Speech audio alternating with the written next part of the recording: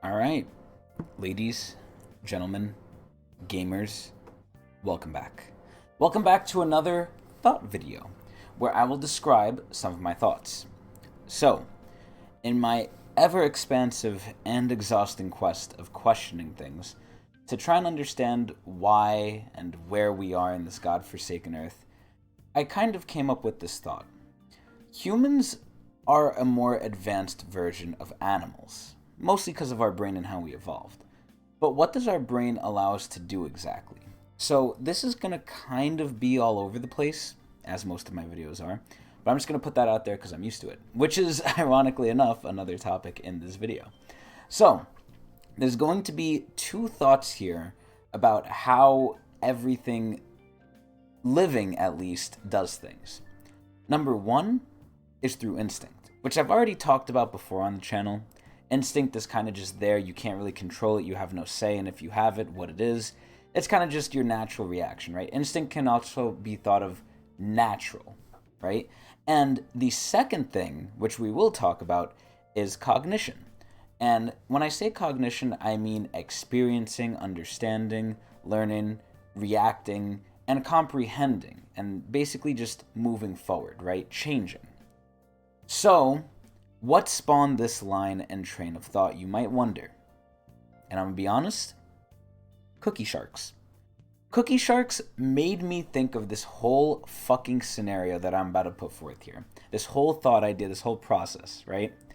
Now, why did I think of cookie sharks? Because I was at work and I was bored out of my bonking mind and I was thinking dark thoughts and I was like, what is really funny about this dark dimension we're in? What is just so stupid?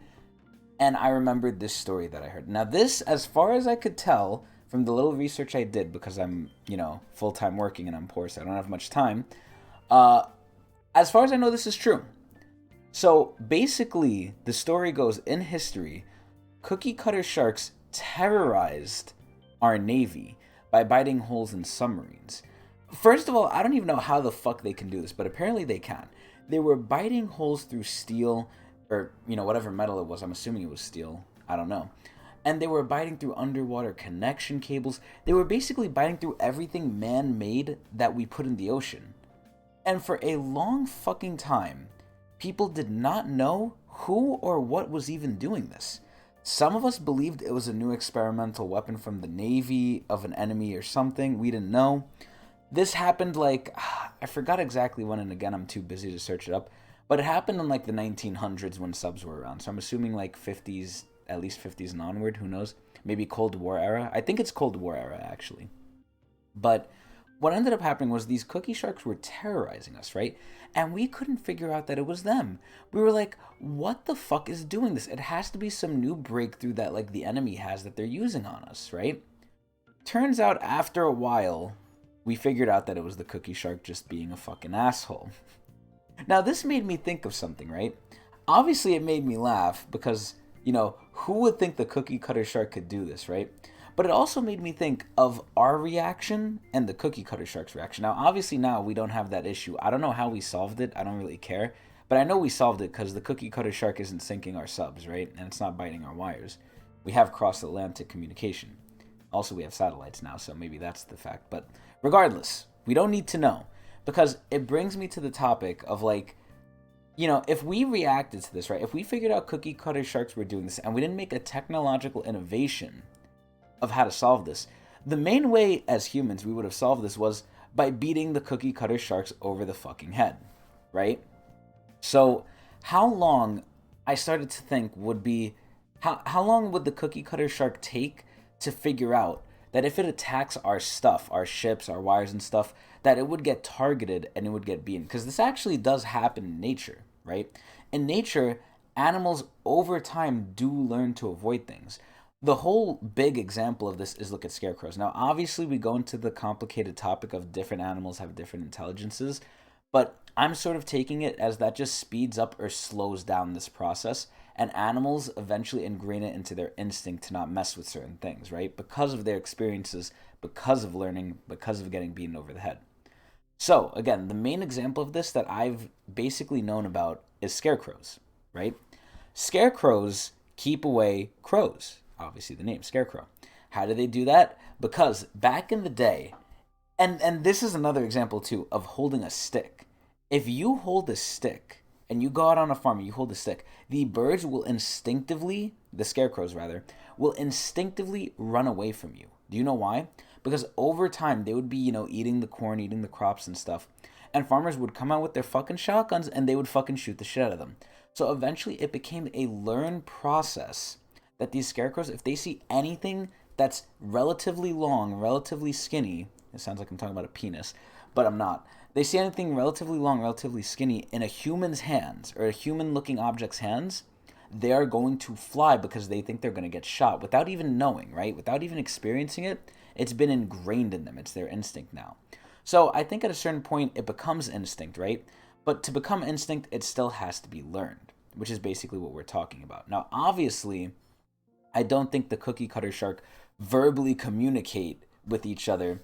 So the main thing it has to be through is sight, because almost all animals understand sight as long as they have it, right? Then we go into pheromones with ants and stuff because they don't have good sight.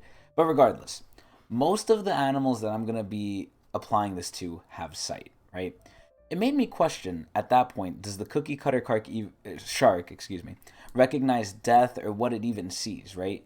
Because I then questioned, does it even have the mental capacity to understand what it's looking at? Since most sharks kind of just hunt with smell, they don't even really use sight too much.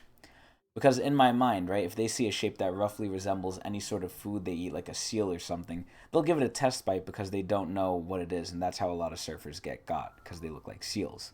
Now, sharks maybe don't think, this is that color, this is that shape, it's kind of different from a seal. They don't care because they don't think that much, but eventually, again, like I said, this goes into intelligence, and I think this might slow it down, but eventually they'll realize, like, okay, this specific shape is a human, we need to not fuck with that. Now, granted, the thing needs to be able to live after we beat it over the head, but, we'll assume they're living and we're not extincting them. So essentially, right, how long, I'm questioning, does it take for this to happen and for it to register that this is the cause, the effect, and the meaning of what we're doing? So this, ironically enough, relates to monkeys, right? Now, this is what I found out to be a fake story. I thought it was real for the longest time, and it's actually used more of just to teach a lesson, but I'm going to tell the story anyway because I thought this was pretty interesting. And it's the story of the 5 monkeys, the 5 monkey experiment. So basically, this also goes into group psychology and leader-follower rules, but that's another conversation for another day. So what is the experiment I'm talking about here? The 5 monkey experiment basically is there's 5 monkeys in like an enclosed space, right? There's a bunch of bananas and there's a ladder. The monkeys know to use the ladder to get the bananas. They can set it up, they're not that stupid, right? However, when they try and get the bananas, a person does some sort of negative thing to them. They squirt them with water or they, yell at them or something. I think the experiment, they squirt them with water. So the first monkey goes up the ladder, it gets squirted with water. And it's cold water, it's not comfortable, it's something bad, right? So not only does the first monkey get squirted with water, all the monkeys get squirted with water, right? So eventually, the second monkey tries it. It tries to go up the ladder. Everyone gets squirted. At this point, the third monkey tries to go up the ladder, and all the other monkeys gangbang this monkey. They grab it, they beat it, they're like, you're not going up the ladder. So any other monkey that now tries to go up the ladder, as if it didn't learn already, the monkeys that did learn the association, they're going to beat the shit out of that monkey. So eventually I found out this was fake, but it teaches an important thing, right? Where eventually, if you replace the monkeys, right, one by one, you take one monkey out, put a new monkey in, and then you're with a whole brand new bunch of monkeys, they're going to learn from the previous group that if you touch that ladder, you get beat. But they're never going to know why. They're never going to know the reasoning of, oh, it's because we're going to get squirted. They just know you touch the ladder, you get beat. Again, it goes back into group psychology, but that's a different example, or that's a different topic. So anyway, this made me question, right? What differentiates humans from these animals is that we learn and catch on really, really quickly, unlike that fake monkey experiment. We actually understand things and we don't just blindly follow things. But this is going to be debated soon. So obviously there's a lot more stuff that goes into what makes humans humans. But at the bare level, let's just keep it here for now, for the sake of this argument. So honestly, I really just used this video to tell the story of the cookie cutter shark because I found it funny and I wanted to talk about it. But let's go into this other part here too, right? We understand and comprehend what ends up happening to us because as advanced as we are, right? We can learn at a much faster rate than, let's say, the cookie cutter shark that probably needs to be beaten over the head 100 times and then see others beaten over the head 100 times before it starts to understand, okay, big metal, silver sub, if they can even see color, do not bite or else we get hit, right? Now, we're not like the cookie cutter shark. Like I said, we learn things faster. However, I still think, are we somewhat like these animals? Because we do still do things the way we learned and we just get stuck into our ways, right? Now, I'd like to think that the answer is we're way better than animals. We're not completely like them in that sense. But this is where I'm asking the question, are we like them? Or are we more just independent and can break out of this eternal loop of not knowing, right? Just following what's in place.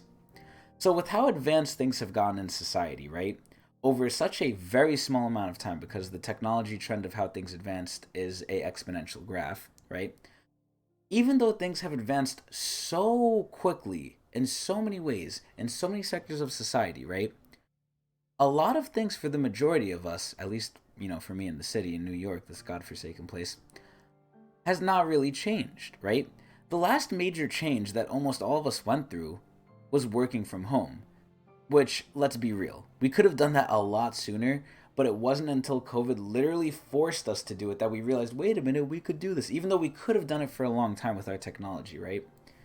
We've had computers, we've had phones, we've had all these things for a while now that are commonplace in every home, but it's only now since Corona happened that we thought, oh yeah, maybe this is feasible. It's only until we were forced to do it that we realized we could, right? Now, I've made a video about how often the 4-day work week is superior in a lot of ways to how we're currently doing it in almost all aspects. Now, you could argue maybe there's not enough testing done about it. It hasn't been tested thoroughly enough in enough places. That's a different question. We won't really know the answer to that until more time passes. It is a valid argument, but again, let's ignore that for the sake of this argument I'm going to make here. For the sake of this conversation, at least, right? I don't really see shit getting implemented at all. I don't see things changing. I honestly think it's because, at least with the example I gave before with the 4-day work week, it's because rich people in the government are greedy and they're also against change. Now, it could also be that we're just like the lemon shark, right? Even though the government and businesses understand it's better, which if they understand it's better, why wouldn't they do it? Well, we know a lot of things are better and we don't do it, which makes me think we're like the animals, we're stuck in our ways. Even though we understand, does understanding lead to enough of a thing to change, right? That's also another deep question that could be for another day. But it just goes back to the fact that, are we still stuck in our ways like these animals, or are we different? Can we really learn from it? Or do we need to be beaten over the head a couple times to change? So essentially, that's basically what I wanted to go over with this thought and idea. I wanted to tell the cookie cutter story because I thought it was so funny. And I wanted to ask the question of, do we still need to be beaten over the head a couple times to change like the animals? Or are we able to get over it? Because I'm sort of leaning towards we're kind of still stuck in our ways. Or at the very least, the people in charge are stuck in their ways and they force us to do that. I don't know. So tell me what you think. I'd love to hear it. I don't get many comments, so I read all of them. I also stream every single day on Twitch TV/Tecnics channel. I go there and play games and be sad. Please come watch me. I'm lonely. But yeah, I hope you enjoyed.